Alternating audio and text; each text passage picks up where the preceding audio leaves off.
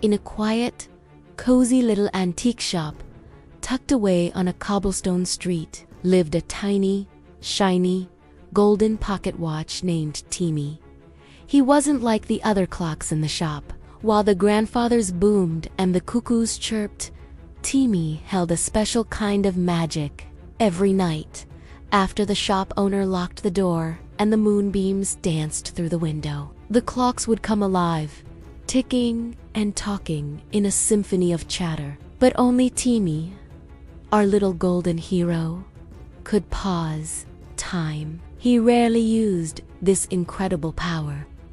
What was the point? He was content just listening to the stories of the old pendulum clocks and watching the dust bunnies play hide. But one evening, something different happened. A little girl with eyes as bright as buttons had been visiting the shop with her mother. She had a favorite doll, a well-loved friend with yarn hair, and a patched dress. As they left in a hurry, the doll was accidentally left behind, sitting sadly on a velvet chair. The shop door clicked shut and the lock turned. The little girl was gone, and her doll was all alone. Through the glass, Timi could see her face crumple as she realized her friend was missing. Her tears were like tiny raindrops on the window pane. The shop was now locked for the night, and morning seemed a lifetime away. Timi's tiny gears whirred with worry. He knew how much that doll meant to her. The grandfather clock boomed. Nothing to be done until morning. The cuckoo clock chirped. Too bad, so sad. But Timi felt a surge of something new. Courage. Just a tick of courage, Timi whispered to himself, his voice a soft, metallic chime. And with a determined little asterisk, click asterisk, he used his magic. Instantly, everything stopped. The moonlight froze in place. The dust bunnies were suspended midair, and the booming echo of the grandfather clock hung silently in the room. Time was paused. This was his chance. Timi knew he had to be quick. With a brave wobble, he rolled right off the edge of his shelf, landing with a soft thud on a pile of old, forgotten letters. It was a long way down for such a small watch, but he didn't hesitate.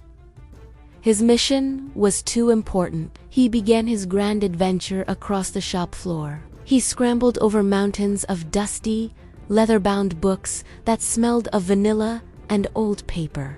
He navigated a forest of spindly chair legs and dodged sleeping porcelain feet. It was a bigger world than he had ever imagined. Finally, he reached the velvet chair where the little doll sat, her button eyes staring into the stillness. Pushing with all his might, Timi nudged the doll. It was heavy, much heavier than he was, but he pushed and rolled inch by inch, his tiny golden body straining. He pushed her across the polished wooden floor, right up to the front door, positioning her perfectly by the mail slot. He had done it, exhausted but proud. Timi rolled back to his shelf, just as a sliver of dawn was beginning to peek over the horizon. He settled into his spot, took a deep breath, and with another soft asterisk, click asterisk, let time flow again. The world awoke. The dust bunnies finished their game. The grandfather clock began its steady and the first rays of sunlight streamed into the shop. Just then, the little girl, who had come back hoping for a miracle, peered through the mail slot. Her eyes lit up.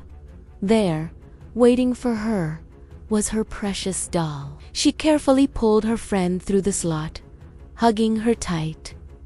Her smile was brighter than the sunrise itself. Watching from his shelf, Timi felt a warmth spread through his tiny gears, a warmth brighter than his own golden shine. He looked out at the morning sky and thought to himself, even small clocks can make big moments. And he knew, in his little ticking heart, that he had used his time perfectly. Use your time wisely, and you can create your own big, beautiful moments too.